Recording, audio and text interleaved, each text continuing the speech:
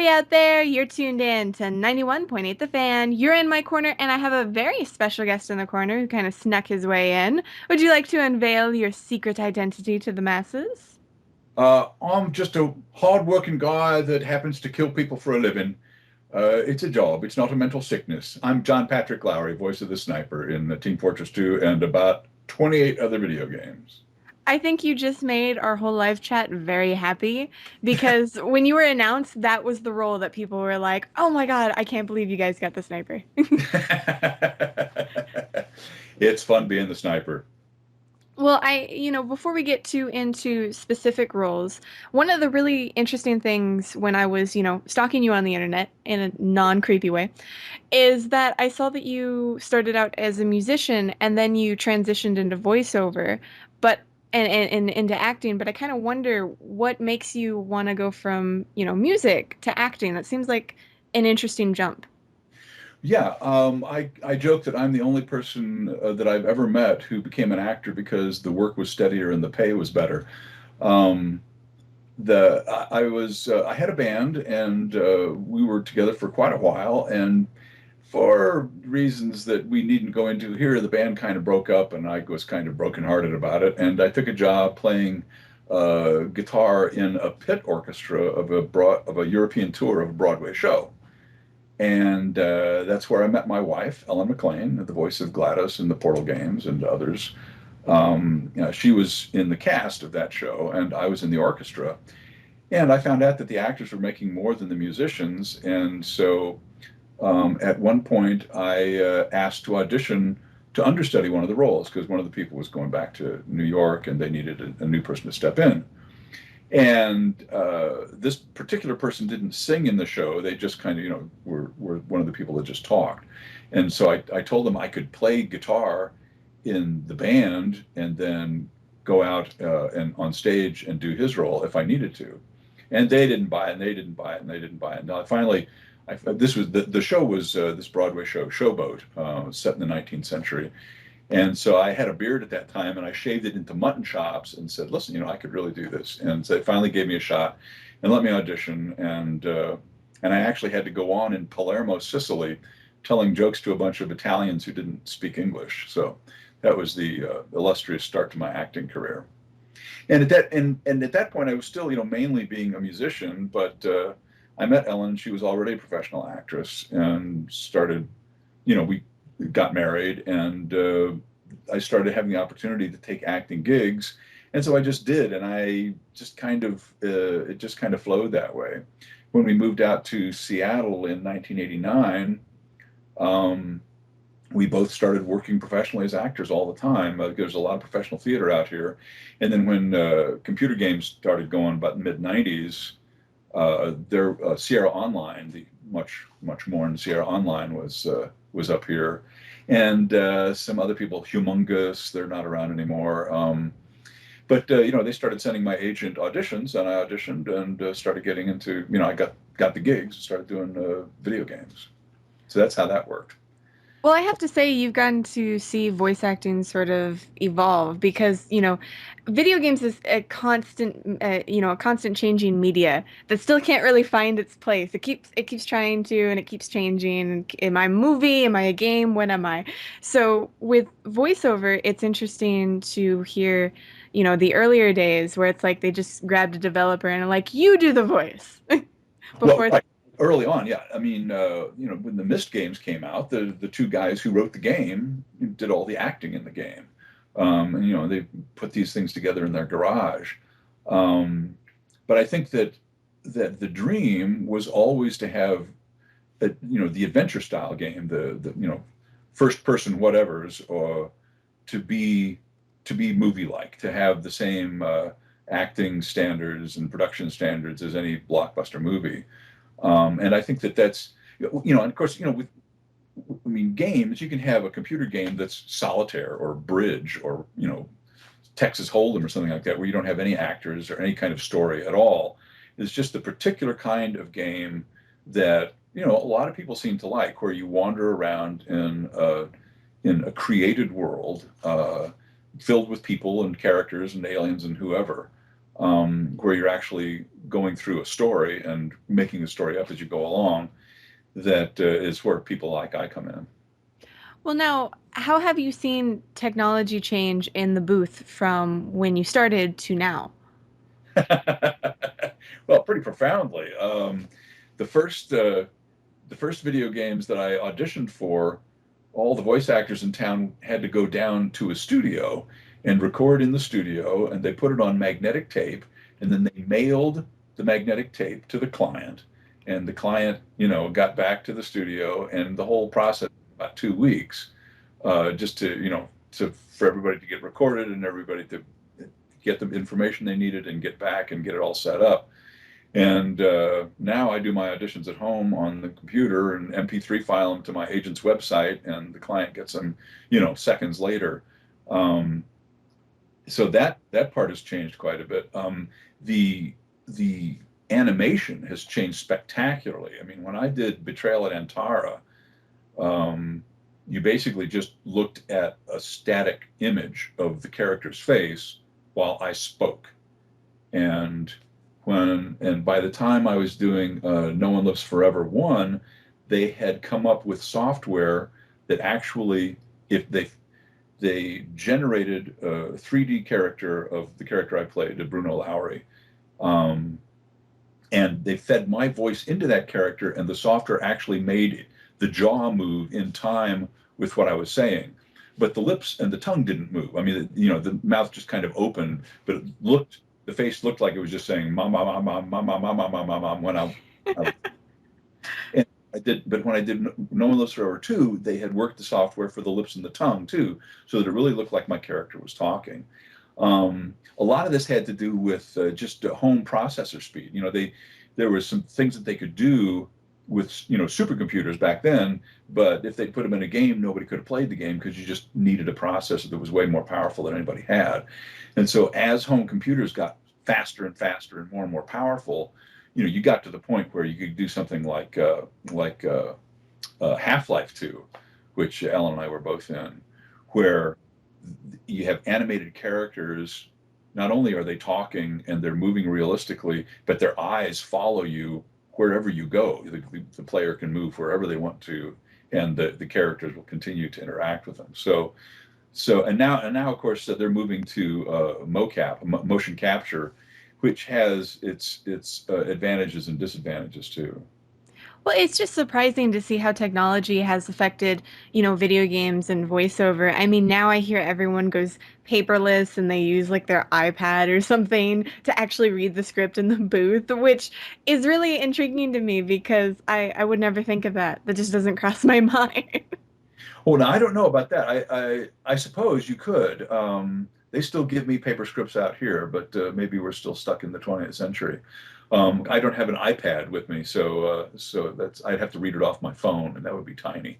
And my Yeah, I could see you squinting at that. That wouldn't work. But I will say with video games, when you started in video games, did you ever think that it would gain the popularity that it has today?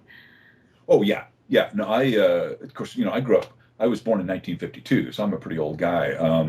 And I remember when I was a teenager, the great thing was pinball machines, and then they came out with Pong, which was the first computer game that you could play in a bar. It was this huge thing that was the size of a dishwasher, with the television screen, an old cathode ray tube television screen on top of it, that you could play a kind of ping pong, and all it was two rectangles that took the place of paddles that you could move up and down, um, and uh, then a little square that represented the ball.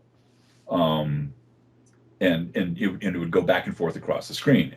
And then there was a thing called Tank that actually was these outlines, little green lines on a black screen of tanks and vehicles that you could go around in a 3D environment and blow things up with. And we thought that was amazing. But when Myst came out in the early 90s, I got that and I was just blown away by it. Of course, we play it now and it seems static and dull, but it was just amazing that you could move through a 3D animated world and make choices and choose to go here, choose to go there. So I knew that there would be a huge market for it. I have to say, when you mention things like Myst and how people look at it today, and I play old games all the time. Like even though I probably wasn't around for most of the older games that I play, I still have my ColecoVision and my Intellivision and my Jaguar, and old consoles that I just keep around just for the nostalgia factor because I played them when I was a little kid, and I just love kind of indulging myself in that. Going back, sure, sure, and just someone my age would keep around a book that they read when they were a little kid. Um, and this is, I mean, I think that games are, well, computer games are at a point now where you're always going to have games that are just games. Um, you know, Scrabble, football, that kind of stuff that are just games that you play to compete. But we're really at a point where there are going to be games, computer games, that are going to be the literature of the 21st century. You know, we're getting really very clever, ingenious writers putting these things together, and I think that we're going to see more and more games where that are taking on real human problems, and that are going to be that are going to help define how we think of ourselves in the coming century.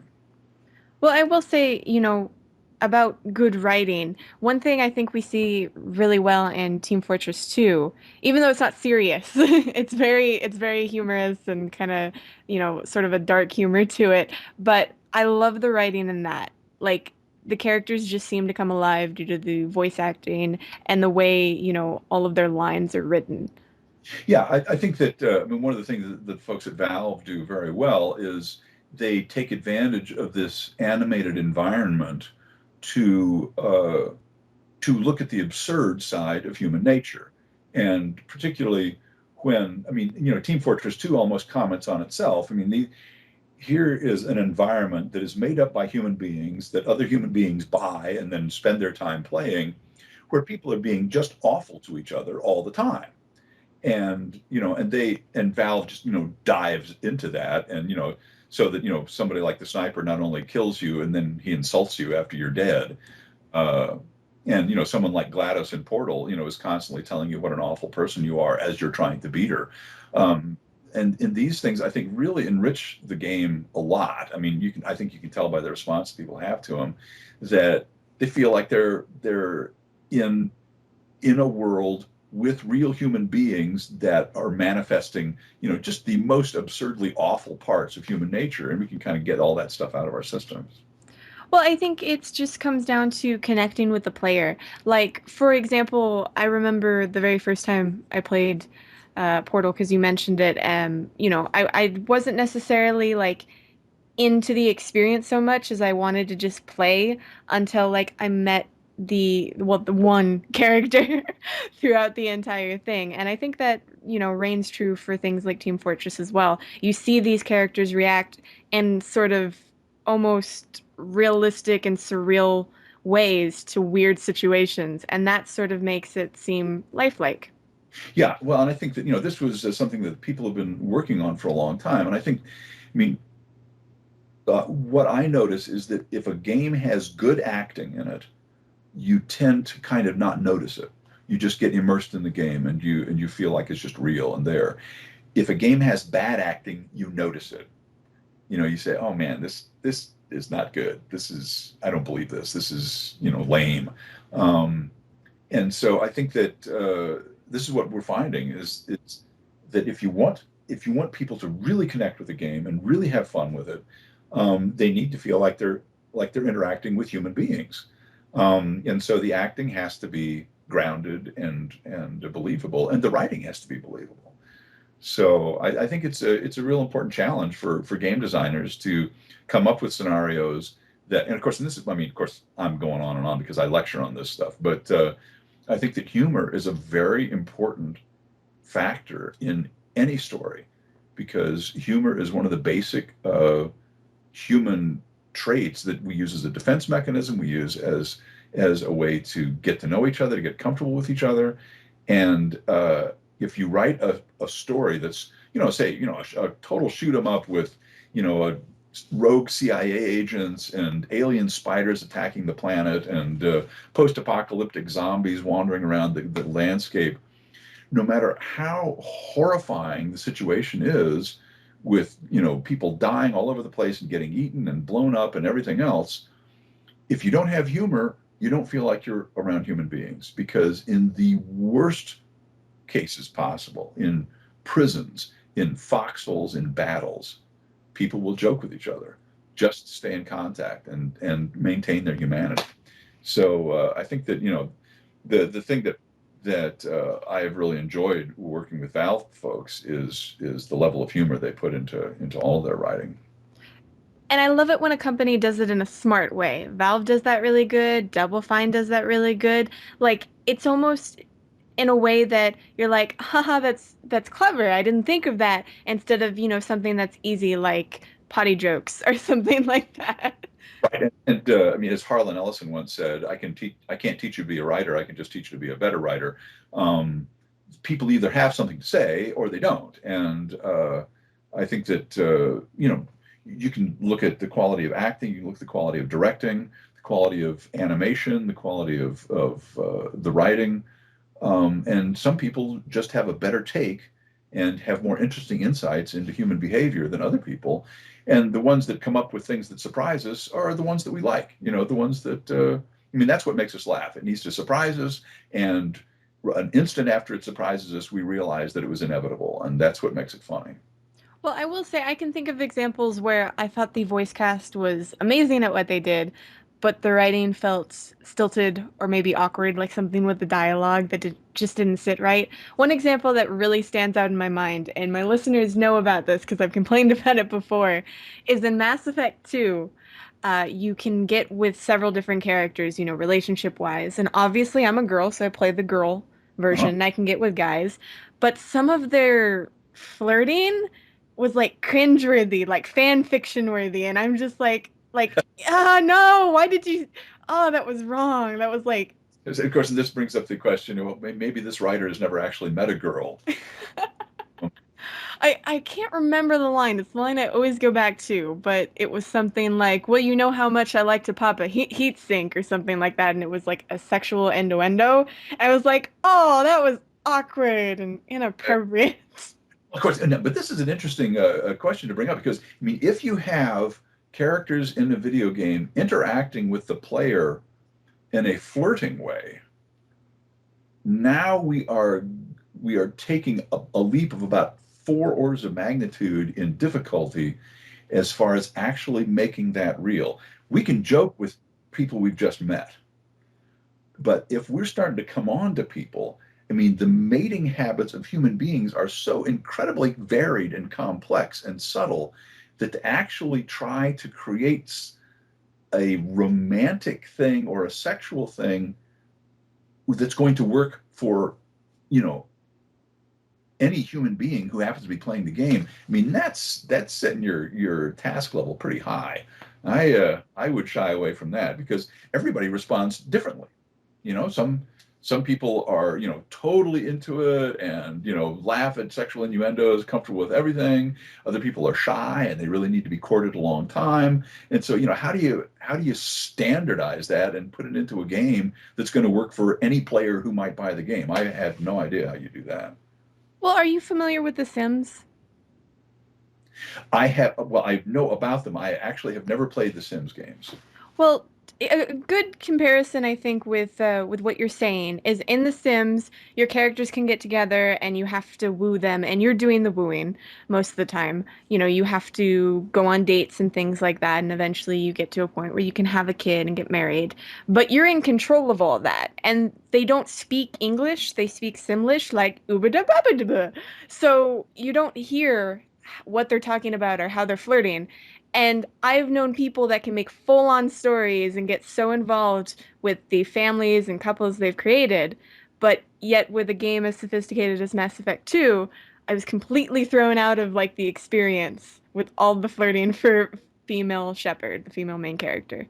Well, but I think that you've hit on the core. I mean, when you are in control, when the human being is in control of the flirting and is trying to get this animated character to do this or that, go on a date with them or get married to them or whatever, then there is a sense of ease. Um, you know that if you get rejected by an animated character, it's not going to hurt. And so all you're trying to do is play this game and see what works. But when the animated character is flirting with you, how does the animated character know if you are receptive to being flirted with? When we walk into a party or a bar or someplace where we're going to try to meet somebody, we pick up about a billion different little tiny signals from people as to whether or not they are ready for me to make a sexual double entendre or some sort of hey baby how's about it kind of comment. um, I have no idea how a game would assess the receptiveness of the player to this sort of approach. It's just they're just I don't know how you do it. I can see it would work perfectly well if the player is the one initiating the contact, and the part of the game is to get this person to ultimately get married to you or go on a date with you or whatever. But for the game to initiate the contact and try to get the player involved in a relationship, I just I don't know how that would work, and I'm not surprised that you felt that it didn't work all that well. Well, to divulge into this a little bit more, because I think this conversation is really interesting, honestly. I also might not have related or put myself in the main character's shoes of Mass Effect 2. Like, I could put her in a dress, I put her in a nice dress, you can either have her in armor and a nice dress on the ship, but she sits like a man. So she sits with her legs spread out and her arms out. So I'm like, no, cross your legs. That is very not appropriate. So it could just be that I just did not see eye to eye with the main character in terms of mannerism. Well, of course, and this is that's interesting because it, well, you have two kinds of games. You have the first person game where you never actually see the character that you are, and you have the one hybrid that I can think of is Portal, where you actually, because you're transdimensional and all this kind of stuff, you can occasionally see yourself leaving the room that you just walked into. Um, but most of the time, you don't see who you are, and you just assume that you look cool. And then you have the other kind, the kind of the third person, where you assume a character, but you actually see the character walking around and doing things. And if the character is not behaving the way you would behave, I would think that would be a problem sometimes, particularly if, yeah, I mean, if as you say, the character's posture and mannerisms does not change with the manner of dress that she has on, because all human beings do that. If I put on a tuxedo, I walk a certain way. If I put on jeans and a sweatshirt, I walk another way. And I don't know that we have achieved that level of sophistication in our game engines as far as generating the way characters behave on screen. Well, it seems to me that more successful games, at least whether it's cult following, not necessarily in sales, people respond more to characters, like stylized characterization, like you see in Team Fortress 2. Hmm? And I think most of that is just due to the fact that you're not necessarily that person. You're not necessarily the sniper. The sniper is his own person, and you're just playing him or controlling him. Right. Well, and also I mean, there's there are two. Well, a decision that every game designer has to make is how far they push the envelope. There are things that we can do that are just a second. I think. Oh, just a second. I got to go. It was the ice cream truck. Yes, right. It was my phone texting me, so I will. Them. But as technology evolves, you want as a game designer to be as cutting edge as you can, and if you can have animation that people can watch the characters talk to them and stuff like that, you want to do that. If other people are doing it and you're not doing it, then you're going to be left behind. But there's always the danger of trying to do things that you really can't do. And something like Team Fortress 2, the style of the animation, we all accept cartoons. These people are cartoons, and cartoon animation is something we're familiar with, and it's we're not bothered that they don't look exactly like human beings. They're stylized human beings. when we get into animation that really tries to have everybody have wrinkles and pores and, hairs in their nose and, real human stuff.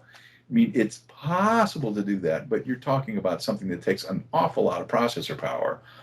And so if we do it, and if you really try to make realistic characters and they don't look quite realistic, that's when we start getting creeped out. If the eyes look kind of dead, or if the way the face moves is too smooth to be human, it just looks a little bit creepy. But if they're just cartoons, that's fine. We're not being asked to believe that these are actually people. These are obviously representations of people, and so we have a lot more leeway. And now, for all the listeners out there, we're going to take a short break so you can look up Uncanny Valley because that applies directly to what we're talking to. So keep it tuned to 91.8 The Fan. My guest and me will be back in about 5 minutes.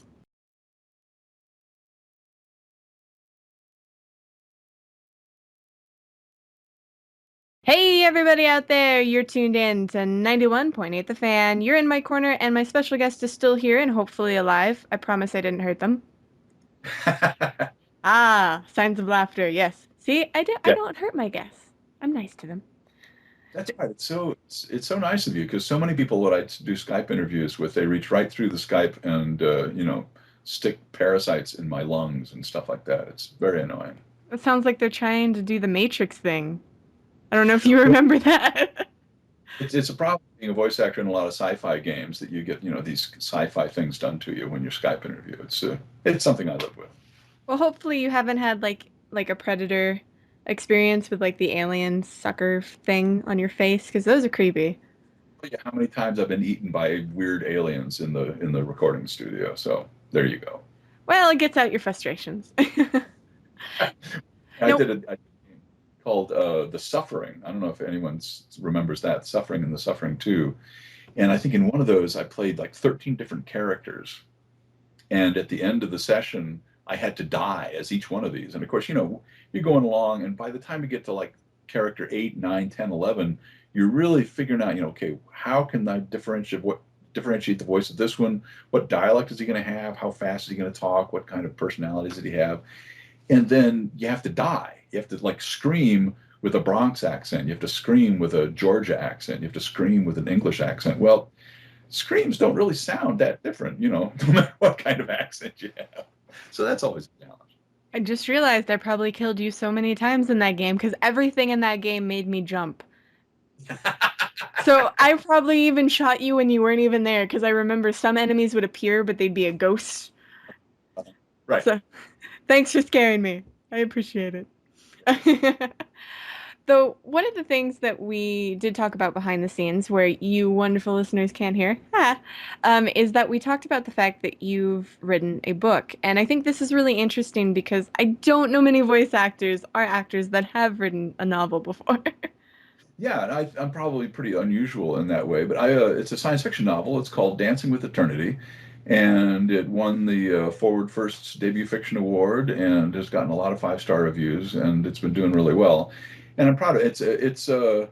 It's definitely it's a galactic odyssey. I mean, I say, what would happen if Odysseus met Captain Ahab in the 40th century? Only Captain Ahab is a beautiful woman with her own starship, and Odysseus is an unemployed actor stuck on the backside of a backwater moon because he didn't pay his taxes.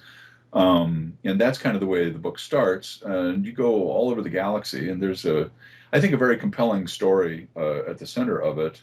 But it basically asks the question, what would human beings be like if instead of going to the mortuary, we just kept going to the hospital every 60 years?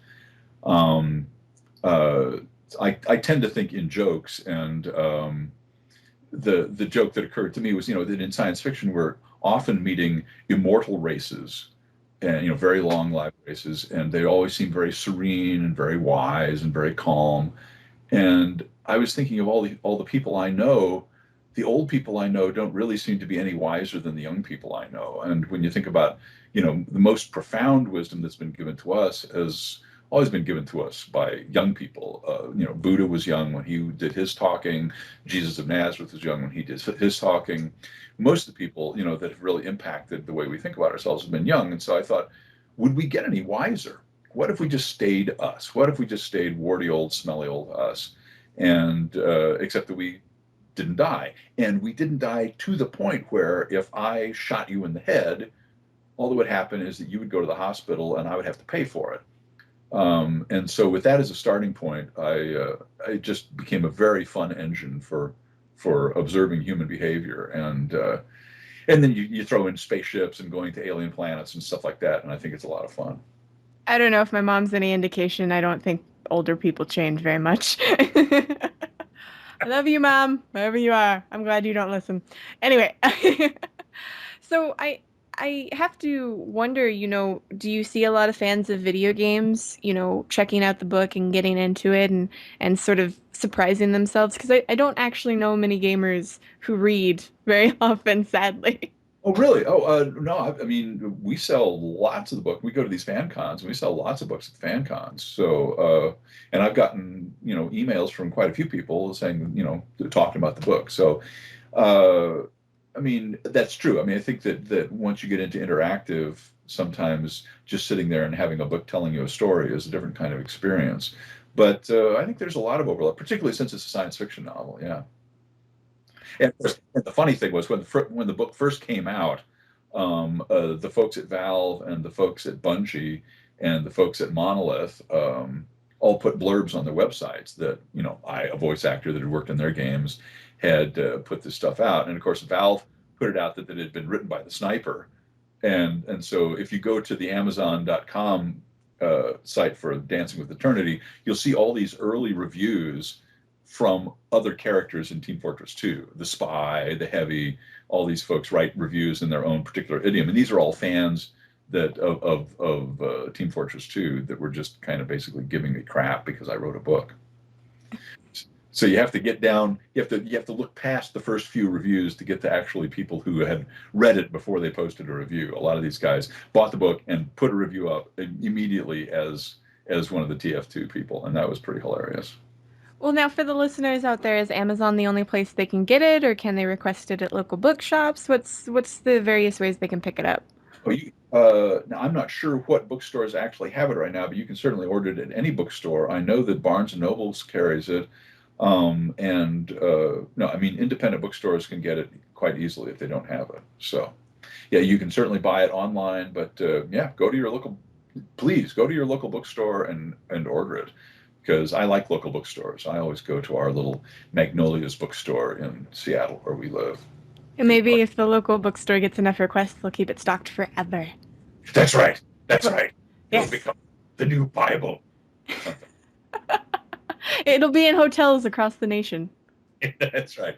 But it really, I mean, I urge people. I really think it's a good book, and the reviews have been overwhelmingly positive and spectacularly positive.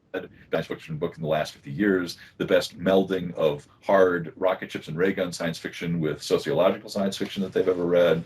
So it's been getting some really good press. Well, now considering the reaction you've had to it, will you be continuing as a author? Will you be making anything in the future?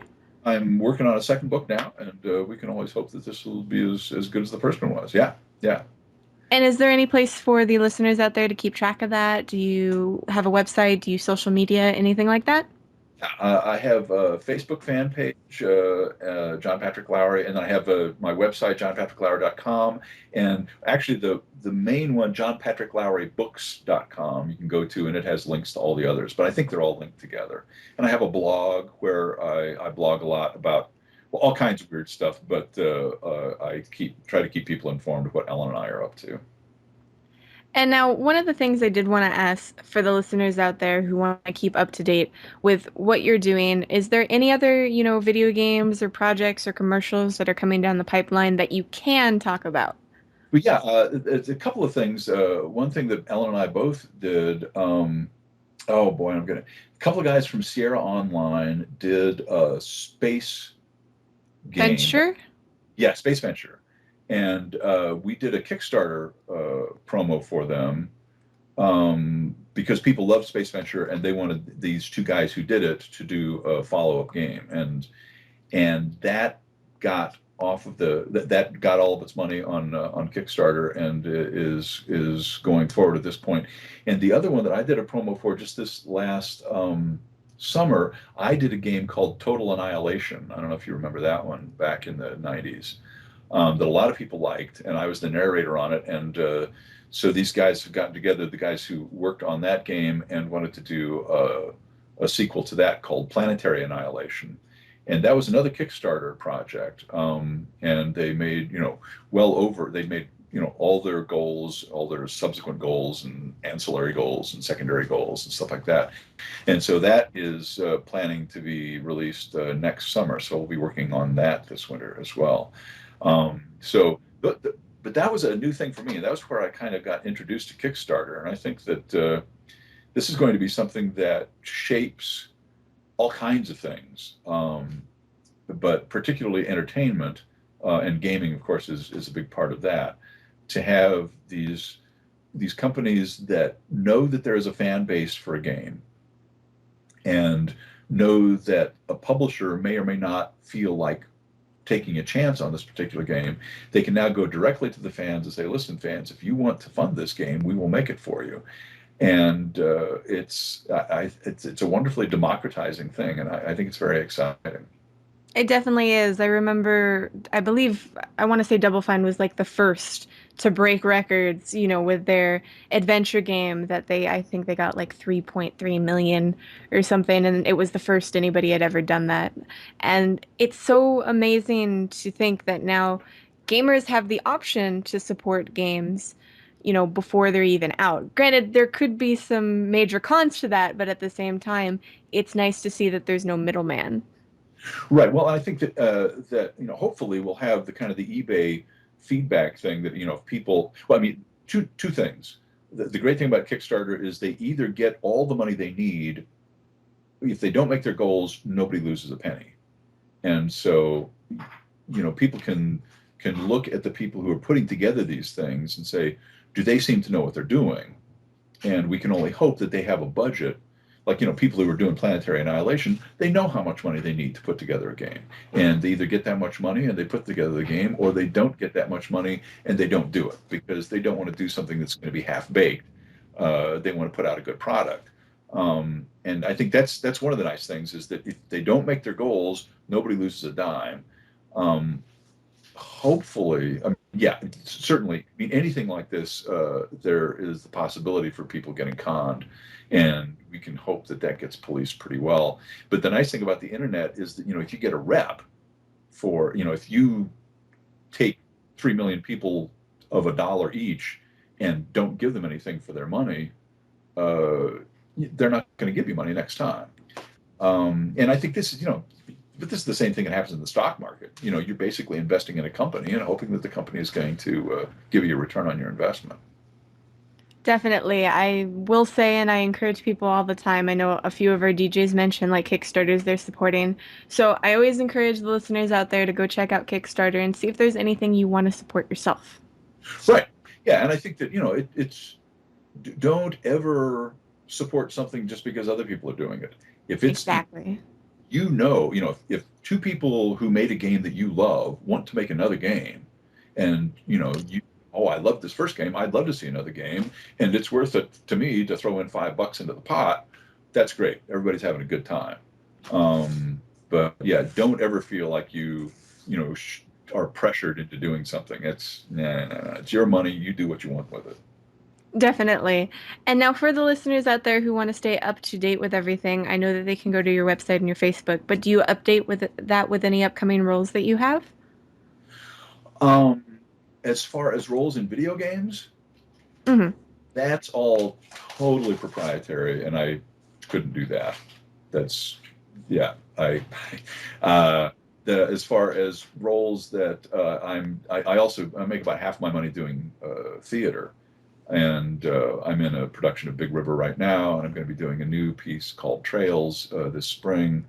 But that's really not internet worthy because if you're not in the Seattle area, you're not going to be able to see that. But if you are in the Seattle area or are going to visit the Seattle area, I'm going to be doing Big River for another month up in Everett, which is a town just north of Seattle. And then in March and April and May, I will be doing this new piece called Trails, which is a very interesting piece. And if you play the games and want to come by and say hi, please do. I'd love to see you. And I will say for any listeners out there who have never gone to theater, but they really like video games, to go do it. Because I really think theater is a good indication of, it's like the severe side sometimes of video game voice acting, if that makes sense. Uh-huh. Well, I think that there is, I mean, to actually go into a room with a whole bunch of other people and everybody's watching the same story, and the story that you're watching is actually being put on by real live human beings right in front of your very eyes, is a wonderful thing. And I think that a lot of gamers who go to fan cons, they'll go to see various kinds of theater at the fan cons, improv and all that kind of stuff. So I think that they'd have a good time. Well, now, since we're nearing the end of this interview, I was curious if you'd like to participate in a 91.8 The Fan tradition. Sure. Awesome. We ask everyone whether they're a voice actor or not if they'd be willing to do a radio bump for us. Oh, absolutely. Not a problem. Awesome. The trick of it, however, is that we do the takes live on air. So if you mess up, everybody gets to hear it. Cool. I love that. We basically ask if you could say, hello, my name is, you insert your name. I do this. You can say you're an actor. You can mention certain characters you've done. You can say you're an author, whatever you want to put there. And you're tuned into 91.8 The Fan. So you want me to say, hello, I'm insert my name, and I can insert my name here, and I do this, and I can say I'm an actor if I want, and you're listening to 91.8 The Fan. Pretty much, yes. As long as you don't have the insert in parts. Fine. Because as long as you don't have the insert here parts, because I've had people do that. Okay. Sure, sure. So whenever you're ready. Hello, I'm the sniper, and I kill people for a living, and you're listening to 98.1 The Fan. That was very close, but it's 91.8 The Fan. Okay. Here, I'll try it again. Hello, I'm the sniper, and I kill people for a living, and you're listening to 91.8 The Fan. Perfect. I think you're a professional. Pretty sure of it. Now, for all the listeners out there, do you have any parting messages, any dating advice, or any words of wisdom? Let me see. I met Ellen McLean 26 years ago, and we are still happily married. Listen more than you talk. That's my words of wisdom. That's some great advice. I like that a lot. Maybe that's just because I'm a girl. Well, But they've done a survey, all right? Now, this is going to be hard to take, but they did a statistical survey, scientific survey about how many words a day people talk. They found that men use about 3,000 words a day, and women use about 6,000 words a day. That's insane to me, but I guess I'd never shut up, so sounds about right. I will. A friend of mine theorized that, it's because the women are saying, take out the trash, take out the trash, take out the trash, take out the trash. And the man usually says, what? You've just described like several of my staff members when I'm telling them to do something for the website. I'm gonna pick on somebody right now. There's one staff member, his name, we call him Eternal Scholar, but his real name is Sean. And anytime I ask him to do something, he's like, huh? What? And then all of us in unison go, huh? What? Because we're making fun of him because he never hears anything. You see, he's obviously doing better things, more important things. His mind is on a higher plane. He does not spend his life on this base material plane that the rest of us are polluted by. I wouldn't give him that much credit. Anyway, thank you so much for this. This was a ton of fun, and the listeners absolutely loved it. Well, great. I'm so glad. And thanks for having me on. And for any of the listeners out there that missed any of this interview, don't fret. You can find it on the website within the next few days. So keep your eyes peeled to 918thefan.com and your ears tuned to 91.8 The Fan, where we play everything you want and nothing you don't.